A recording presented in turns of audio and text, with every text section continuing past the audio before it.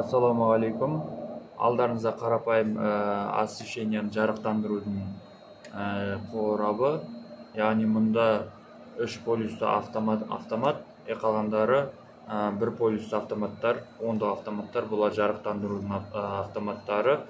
Мұнда айта кететін жайт қателіктері негізінде міне 3 фаза кеп тұр, яғни 3 провод.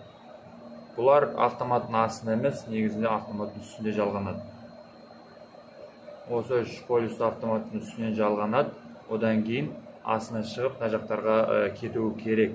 Негізінде бұл жерде қателігі осы. Екінші тағы да бір қателіктері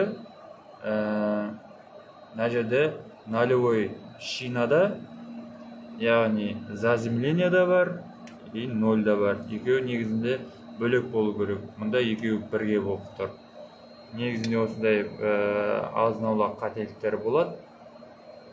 Көп жайттарда қателеспеу керек. Жаңағындай мына жерде сөндірдім деп мысалы жұмыс істей беруге мысалы кейбіреулер байқамай да қалуы мүмкін. Сондықтан мынау шина негізінде осылай дұрыс қателіктер бар екен.